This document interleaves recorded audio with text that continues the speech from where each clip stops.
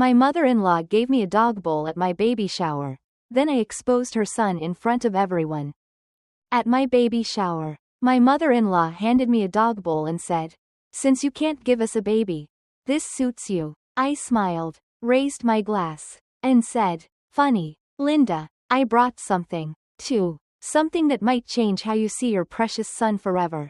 The room went silent. I still remember the first time I took a pregnancy test. The excitement, the butterflies, the way Chris hovered outside the bathroom door asking, well, anything. Every 28 days became a cycle of hope and devastation that slowly chipped away at my soul. That was 5 years ago. 5 years of negative tests lined up like little plastic tombstones for dreams that never had a chance to live. Today marks the 61st test. I've counted each one, kept them hidden in a shoebox at the back of my closet where Chris won't find them. He stopped waiting outside the bathroom door somewhere around test 37.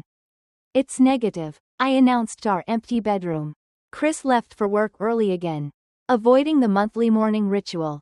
The distant slam of cabinet doors tells me he's still home. Hiding in the kitchen, I drop the test into the trash can and wash my hands thoroughly, as if I could somehow rinse away the disappointment. When I enter the kitchen, Chris barely looks up from his coffee.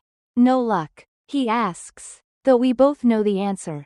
"Not this month," I reply, reaching for a mug. My voice sounds hollow even to my own ears.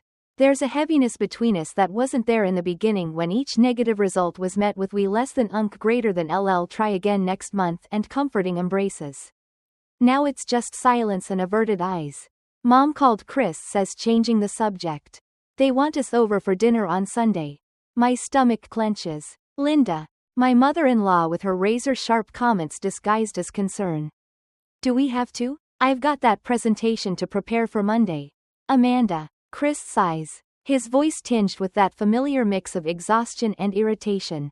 "It's just dinner. She misses us." What he means is she misses him.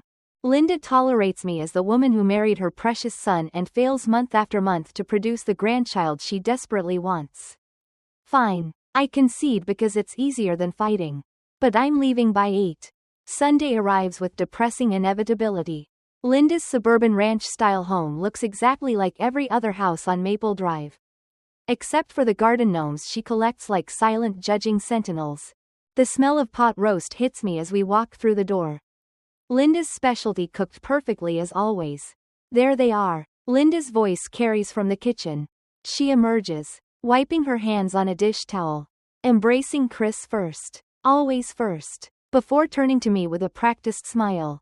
"Amanda. Sweetie, you look tired. Are you sleeping okay?" Translation. "You look awful. No wonder my son isn't happy." "I'm fine, Linda. Just busy at work." I hand her the bottle of wine we brought, which she accepts with a nod. "Well, come in. Come in. Your cousin Sarah just had her baby Chris. The pictures are adorable." I put them in the fridge. The evening progresses with predictable precision. Linda's dining room, with its formal cherry furniture and china cabinet displaying wedding gifts she never uses, feels suffocating. Throughout dinner, she peppers the conversation with updates about everyone who's recently reproduced. And Julie's expecting twins. Can you imagine? She's going to have her hands full. Linda laughs, serving apple pie. Sarah says the delivery was easier than she expected. Just 6 hours of labor. She's already talking about having another. I focus intently on my dessert, counting the apple slices to keep from screaming. Chris is nothing, just nods and smiles. He never defends me, never changes the subject. Sometimes I wonder if he enjoys watching me squirm under his mother's scrutiny. "When's it going to be your turn, Amanda?" Linda asks, her voice dripping with false sweetness. Chris would make such a wonderful father. There it is, the question she asks every single time we visit. "We're working on it, Linda," I reply, the practiced response automatic now. "Well, don't wait too long. The clock is ticking. You know, women have a finite window." She taps her wristwatch for emphasis. On the drive home, Chris and I sit in silence until I can't stand it anymore. "You could have said something." "What do you want me to say, Amanda? You know how she is." "That's not an excuse," I snap. "She treats me like I'm defective. And you just sit there, Chris grips the steering wheel tighter. Look, I'm caught in the middle here. She's my mother and I'm your wife. The words hang between us, heavy with all the things we no longer say to each other. The next morning, I find myself staring at the calendar on my desk at work. My period is 4 days late. But I'm afraid to hope. I've been late before, only to be crushed by disappointment. My coworker, Jen, stops by my cubicle, coffee in hand. You okay? You've been staring at that calendar like it holds the secrets of the universe. I force a smile, just tracking a project deadline. Later that week, during my annual physical, Dr. Mitchell reviews my chart with the same professional warmth she's shown for years. Everything looks good, Amanda. Your tests are all normal. All normal. I repeat, the words catching in my throat. Even my hormone levels, fertility markers. She glances up, her expression softening. Yes. Everything indicates normal reproductive function. Are you and Chris still trying to conceive? The question hits me like a physical blow. 5 years. I whisper. Dr. Mitchell's brow furrows slightly. Have you both been tested? Sometimes male factors can. Chris refuses. I interrupt. He says it's probably me, that his family has never had issues conceiving. She hands me my medical records, pointing to specific test results. Amanda, there's nothing in your workup that would explain difficulty conceiving. Nothing at all. I stare at the paper. The black and white evidence contradicting everything I've come to believe about myself. For years, I've carried the weight of our failure to conceive. For years, Linda's comments have cut deeper because I believe them. Walking to my car, clutching the folder with my test results. Something shifts inside me. A tiny spark of anger ignites where shame once lived. 3 days later, a pale pink envelope arrives in our mailbox addressed to me. Inside is an invitation written in Linda's unmistakable flowing script. You're invited to a special gathering to celebrate new beginnings. The date, time, and her address are listed along with a note. No need to RSVP. Just come as you are. I trace the embossed border with my fingertip. Confusion giving way to suspicion. Linda has never thrown me a party. Why no? The answer comes when I turn over the invitation and see 2 words written in smaller text. Baby shower. I hold the baby shower invitation between trembling fingers. The words baby shower mocking me as the pieces click into place. This isn't a celebration. It's an ambush. A public humiliation orchestrated by Linda. 5 years of failure on display for everyone to see. Chris, I call out that evening. My voice steadier than I feel. We need to talk. He's lounging on the couch, scrolling through his phone. The physical distance between us. A perfect mirror of our emotional state. About what? I handed him the invitation. Your mother is throwing me a baby shower. His eyes widen momentarily before his expression shifts to something unreadable. Maybe she's trying to be optimistic. Optimistic. I repeat, incredulously sharpening my tone. This is cruel and you know it. 5 years. Chris. 5 years of negative tests and not once has your mother shown genuine support. Now this. He sigh, running a hand through his hair. What do you want me to do? Amanda? I want you to come with me to see Dr. Reynolds next week. I've been building up to this request for months. The fertility specialist I mentioned. As a couple, I can't next week. The Peterson account. The week after then. Amanda, work is insane right now. The merger. It's always something, isn't it? The realization dawns slowly like a cold sunrise. You don't want to go. His gaze drops to the floor. I just don't see the point. We've been through this. You've had tests and they're normal. I interject, pulling out the folder from my purse. Completely normal. Dr. Mitchell confirmed it last week. Chris's face pales slightly as I spread the papers on the coffee table. These things are complicated, he mutters, which is exactly why we need to see a specialist together. Both of us. After 2 hours of circular arguments, he reluctantly agrees to an appointment 3 weeks out. Just long enough. I notice a potential conflict with a business trip he's mentioned. The pattern is so clear now that I'm looking for it. The morning of the appointment arrives and with it the predictable text message. Emergency at work. Can't make an appointment. Reschedule. I don't respond. Instead, I drove alone to the modern glass building housing Dr. Reynolds' practice. The waiting room is filled with couples. Their hopeful energy makes my solitude even more pronounced. Mrs. Anderson. The nurse calls, leading me to an office rather than an exam room. Dr. Reynolds is a woman in her 50s with kind eyes and a direct manner I appreciate immediately. Your husband couldn't make it? She asks, glancing at the empty chair beside me. Work emergency? I reply, the excuse sounding hollow even to my ears. She nods, reviewing my file. I see you've been trying to conceive for 5 years with no success despite normal test results. She looks up, meeting my gaze. Mrs. Anderson. Amanda. Has your husband been tested? No. The word hangs between us. He's resistant to the idea. Dr. Reynolds leans forward slightly. In my 20 years of practice, I found that when a partner constantly avoids testing, they sometimes already know or suspect the results. Her words crystallize the nebulous suspicions I've carried for months. You think Chris knows he's infertile? I'm not making any diagnosis without tests. She clarifies. But in cases like yours, a healthy woman, no conception after years of trying, partner refusing evaluation, it's a possibility worth considering. I leave her office with 2 things. A DNA testing kit and a new perspective on my marriage. Chris's business trip the following week provides the perfect opportunity. The night before he leaves, I watch him pack with methodical precision, noting how he places his electric toothbrush in its travel case. 3 days in Chicago, he says, sipping his suitcase. I'll call when I land. After he leaves, I enter our bathroom and stare at his regular toothbrush still in the holder. The collection process is simpler than I expected. The swab against the bristles, sealed carefully in the sterile container provided by Dr. Reynolds' office. I drive to the clinic immediately, handing over the sample with a mixture of determination and guilt. Results typically take 3 to 5 business days. The technician informs me, those 5 days stretch into eternity.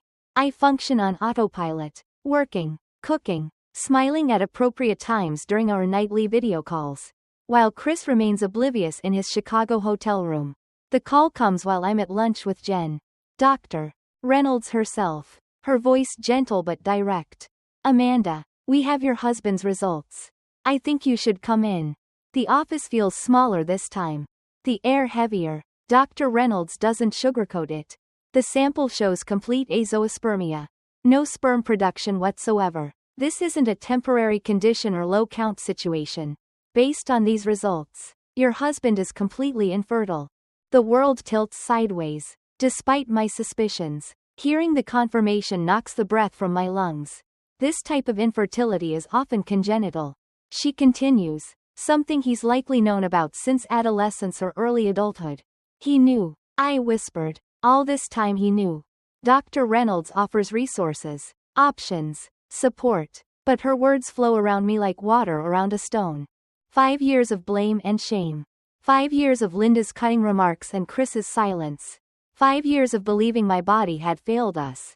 I drive home in a trance. The truth expanding inside me, filling all the hollow spaces with a cold, clarifying rage. Our house, once a symbol of our future family, now feels like a monument to lies. In a few days, I wander into Chris's home office searching for what?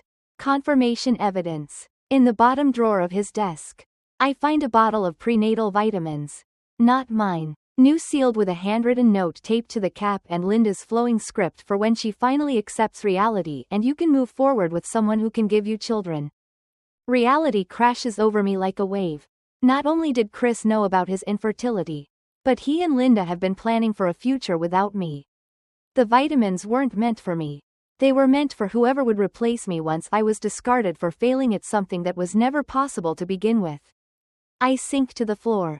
The bottle clutched in my hand as the final pieces of the puzzle lock into place. The baby shower invitation suddenly makes perfect terrible sense.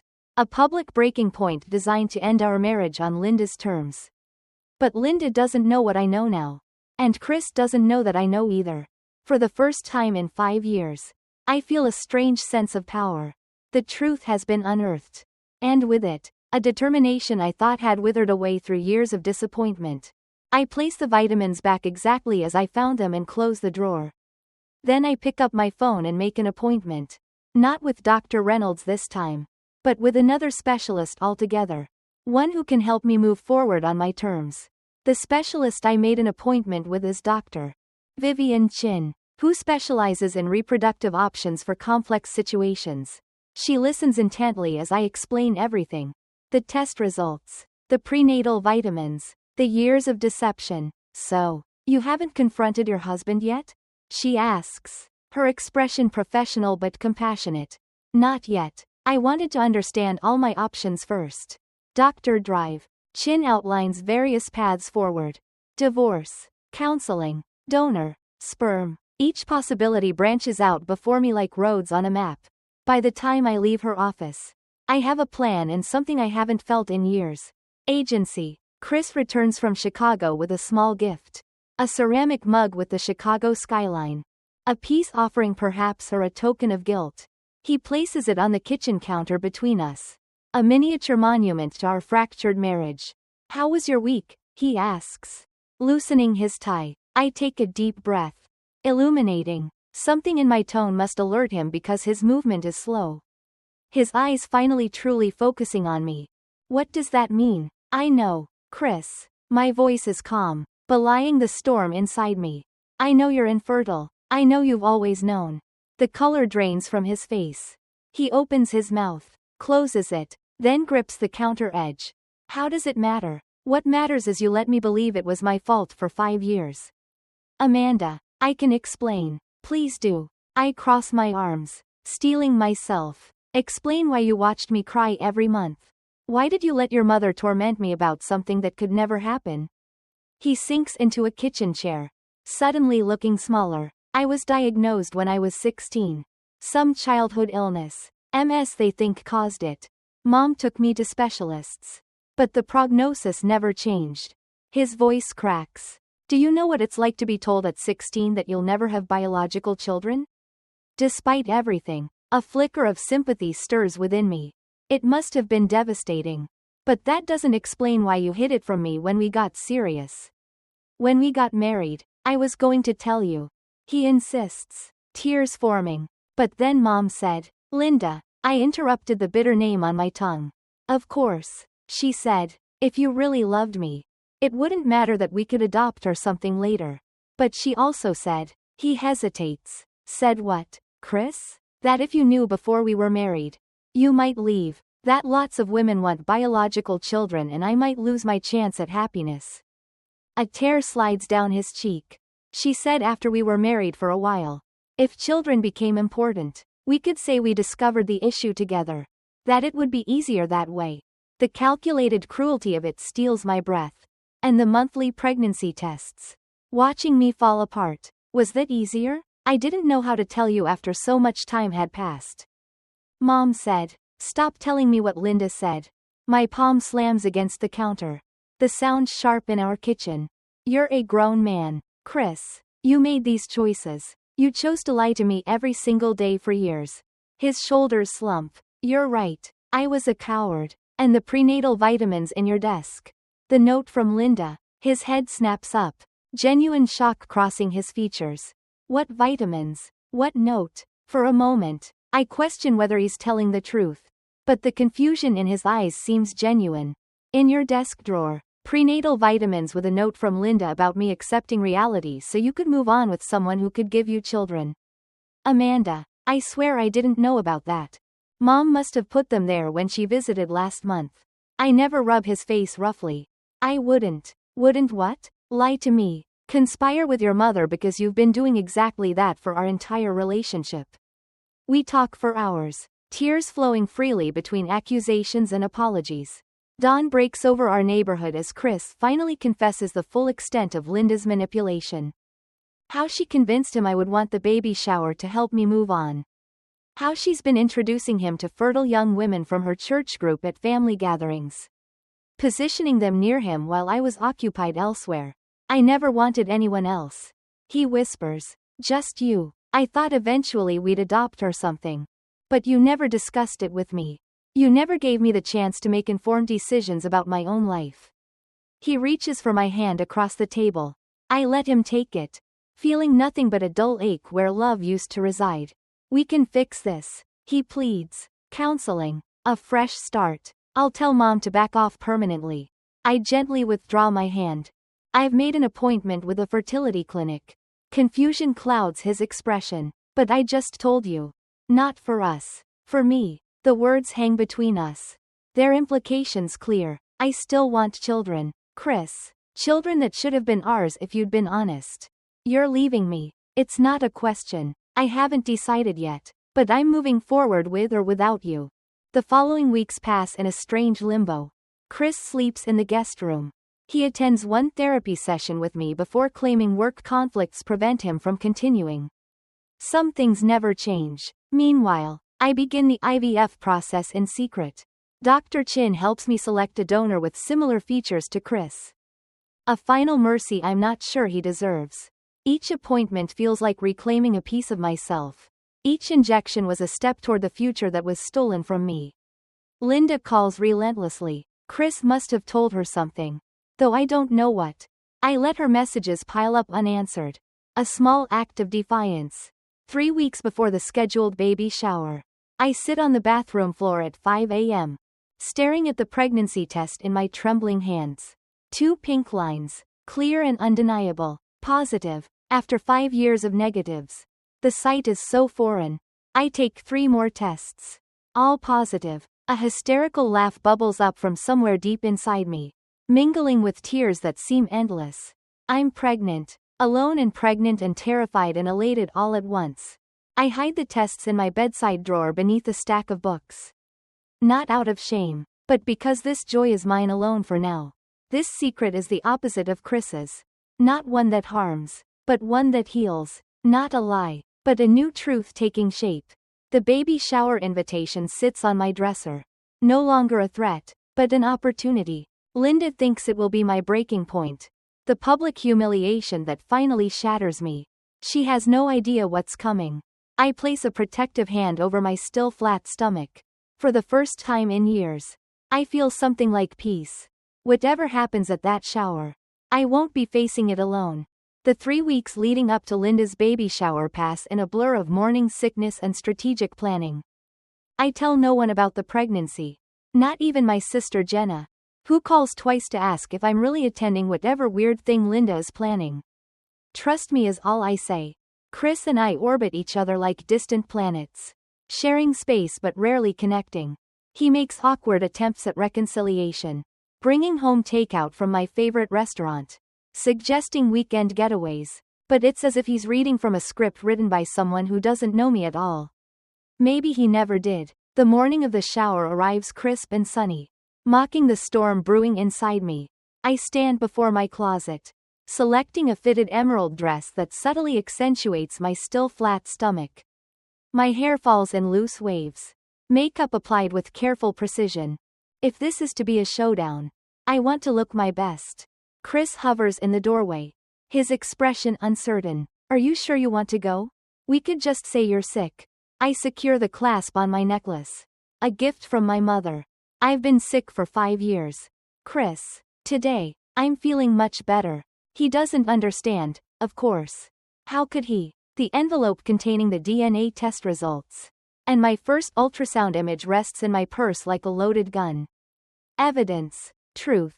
Power. Linda Street is lined with cars when we arrive.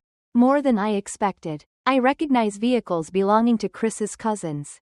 Linda's church friends. Some of our mutual acquaintances. This isn't an intimate gathering. It's a public spectacle. Quite a turnout. I murmur as Chris helps me from the car. His complexion pales. Mom said it would just be family. Your mother says a lot of things. The front door opens before we reach it. Linda resplendent in a floral dress. Her smile sharp as a knife. There you are. Everyone's waiting. The living room has been transformed with pastel decorations. Pink and blue streamers. A banner reading New Beginnings. And a table piled with wrapped gifts. About 20 people turned to stare as we entered. Their expressions ranging from curiosity to pity. I recognize the pity immediately. They know. All these people were invited specifically because they know about my failure as a woman. Linda's best friend Marjorie approaches first, embracing me with the exaggerated gentleness one might use with terminal patients. Amanda, You're so brave, she whispers. I extricate myself from her grip. Smiling placidly. It's just a party. Marjorie, Chris's cousin, Taylor, catches my eye from across the room and offers a sympathetic grimace. At least someone here seems uncomfortable with Linda's charade. Let's get everyone settled, Linda announces, ushering people toward the arranged chairs. I have a little presentation first. I take a seat in what is clearly the position of honor. A decorated chair at the front facing everyone. Chris sits beside me, fidgeting with his wedding band. The room falls silent as Linda takes her place. Hands clasped before her like a benevolent queen addressing her subjects. Thank you all for coming to support Amanda and Chris during this transitional time. Linda's voice drips with manufactured compassion. As you know, they've been trying to start a family for several years without success. The collective gaze of the room weighs on me like a physical presence. I maintain my smile, one hand resting lightly on my purse. Sometimes, Linda continues, we need to accept when God has other plans for our lives. Amanda, dear, I know how difficult this journey has been for you. A muscle twitches in Chris's jaw. But he remains silent, always silent, which is why Linda reaches behind a nearby table. I wanted to give you something special today. Something to help you move forward on a new path. She presents a glossy gift bag with a flourish, placing it in my lap with a triumphant smile. The room watches expectantly as I part the tissue paper and withdraw the contents. It's a ceramic dog bowl. Expensive, hand-painted with the name Pho in elaborate script. Linda's voice cuts through the confused silence. Since you can't give us a baby, I thought this might suit you better. Pets can be wonderful companions for childless couples. All the nurturing instinct, none of the disappointment. The room collectively inhales. Someone, possibly Taylor, mutters Jesus Christ under their breath. Chris stares at the floor, his shoulders hunched, saying nothing, absolutely nothing. 5 years of pain, lies, and manipulation crystallize in this moment of perfect clarity. Linda has finally overplayed her hand. I trace the rim of the dog bowl with one finger, then raise my eyes to meet hers. The smile that spreads across my face seems to unnerve her. It's not the reaction she expected. Funny, Linda. I set the bowl aside and reach for my glass of water. I brought something, too. Something that might change how you see your precious son forever. The room goes completely silent. Even the distant ticking of Linda's grandmother clock seems to pause. What are you talking about? Linda's voice has lost its saccharine edge. I open my purse deliberately, extracting the sealed envelope. Did Chris tell you about our visit to the fertility specialist? Linda's gaze darts to her son, who has finally looked up at his face ashen.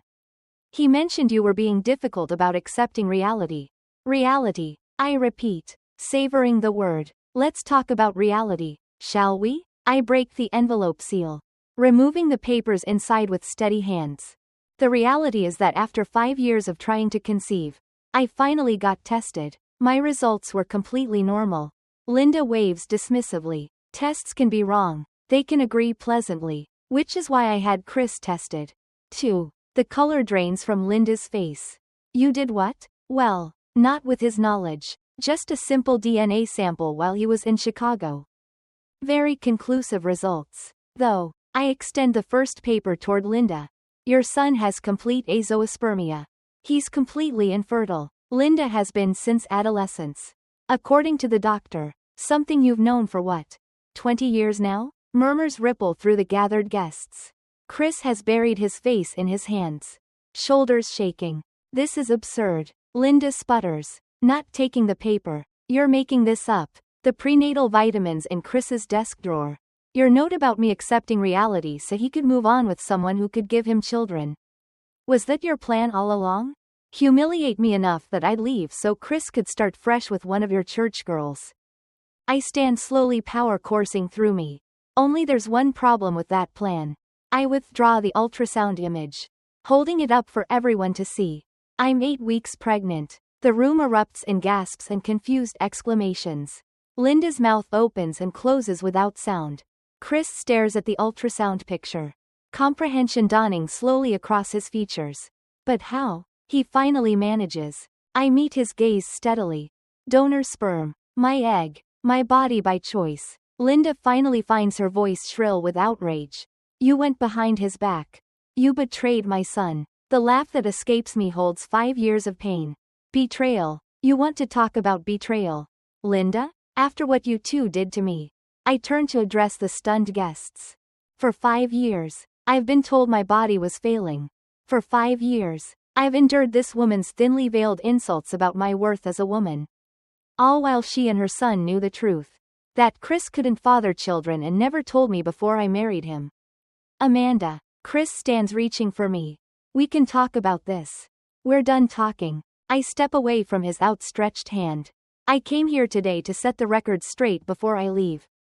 This baby deserves better than a family built on lies. I'll never forget the chaos that erupted after my announcement. Linda lunged for the ultrasound image, knocking over a tray of finger sandwiches. You had no right, she shrieked, her perfectly co-ed hair coming undone. This is my son's life you're playing with. Chris's cousin Taylor stepped between us. Back off. Aunt Linda, haven't less than greater than you done enough? The room fractured into factions before my eyes.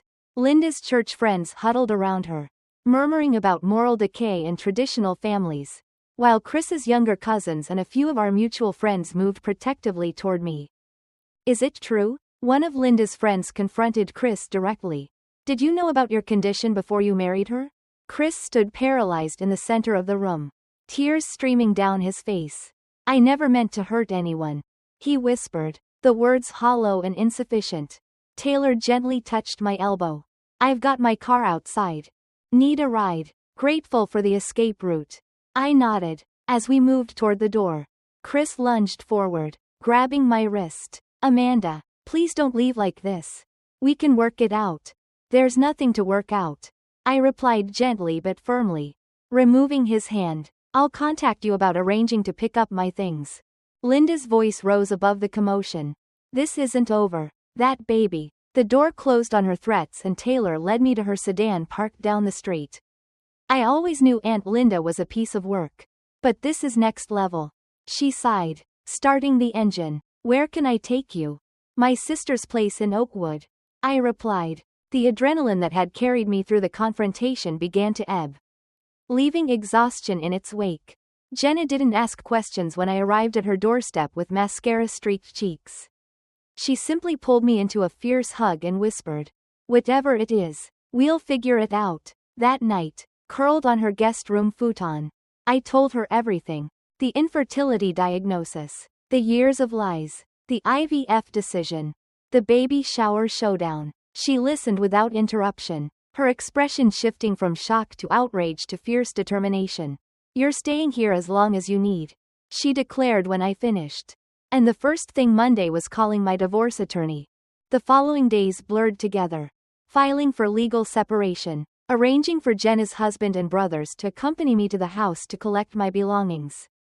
Screening calls from Chris, who alternated between tearful apologies and desperate bargaining. I'll go to therapy, he promised during one call I finally answered. I'll cut mom off completely. We can raise this baby together. The foundation's too broken, Chris, I replied, one hand resting protectively over the slight swell beginning to form beneath my navel. I can't build a life on lies. Then we less than greater than LL build a new foundation. He pleaded, fresh start, new house, new rules, anything you want. Part of me, a small wounded part, wanted to believe him, but then I remembered the dog bowl. His downcast eyes as his mother humiliated me. The 5 years of silent complicity. I'm filing for divorce, I said quietly. I think it's best if we communicate through our attorneys from now on. 2 weeks later, Linda appeared at my workplace. Her normally immaculate appearance disheveled, eyes red-rimmed. My coworkers, now fiercely protective after hearing abbreviated versions of what happened, formed a human barrier. It's okay, I told them, though my heart was hammered in my chest. 5 minutes in the break room. Linda sat across from me, hands trembling around a paper cup of water. For the first time since I'd known her, she seemed diminished. I came to apologize, she began, voice barely above a whisper. What I did was unforgivable. Which part? I couldn't help but convince your son to lie to me for our entire relationship? Planning to replace me with someone more suitable? Or publicly humiliating me with a dog bowl? She flinched. All of it. I was wrong. Why now, Linda? Because your plan backfired? Because people at church are talking. Her gaze dropped to the table. Chris hasn't spoken to me in 2 weeks. He says he never will again unless I make things right with you. A tear slipped down her cheek. He's my only child. The only family I have left. Understanding dawned. This isn't an apology. This is damage control. No, I truly am. Save it, Linda. I stood suddenly weary of the drama. The manipulation. I accept your apology because holding on to anger isn't healthy for me or my baby.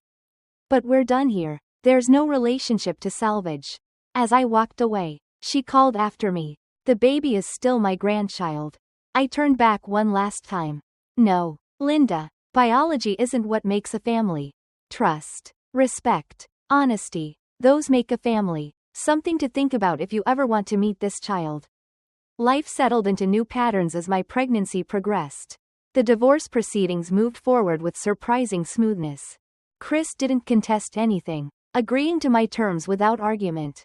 When I declined his offer of child support, this baby was my choice alone. He instead set up a college fund in the baby's name, managed by an independent trustee. Small gestures that came too late to save what we had, but perhaps indicated he was finally growing beyond his mother's influence. Jenna's guest room served as my sanctuary for 3 months until I found a modest 2-bedroom apartment in a friendly neighborhood with good schools nearby. My friends rallied around me in ways I never expected, helping me move, accompanying me to Llama's classes, organizing a genuine baby shower that's celebrated rather than humiliated. Now it's 6 months along. My daughter, yes, a girl, according to the latest ultrasound, kicks vigorously as I arrange stuffed animals in her nursery. The room is coming together beautifully. Walls painted a serene sage green rather than traditional pink with botanical prints framed above the white crib my colleagues gifted me. What do you think of this here? Taylor asks, holding up a dream catcher we found at the artisan market last weekend. After the shower incident, she'd reached out and we've developed an unexpected friendship. She's even agreed to be my birthing partner. Perfect, I reply, watching as she hangs it beside the window. My sister Jenna enters with a tray of lemonade while my friend May finishes assembling the changing table.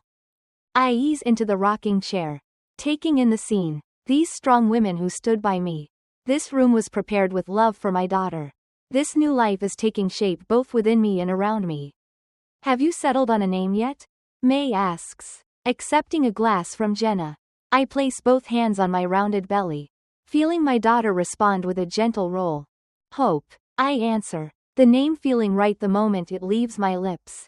Her name is Hope. The name isn't just for my daughter, but for what she represents. The end of years living someone else's lies and the beginning of my own truth. The past 5 years tested me, broke me in ways I never imagined possible. But sitting here surrounded by authentic love and support, I realize those broken pieces have been reassembled into something stronger, clearer, more honest. Not the life I once planned, but perhaps the one I was always meant to find. If this tale of sweet revenge kept you hooked, go ahead and hit that like button. Now, my favorite part was when Amanda calmly smiled and reached for her envelope after Linda presented the dog bowl. That moment when she said, I brought something, too, something that might change how you see your precious son forever, gave me chills. What was your favorite moment? Drop it in the comments below. Don't miss more thrilling stories like this. Subscribe and hit that notification bell so you never miss an upload.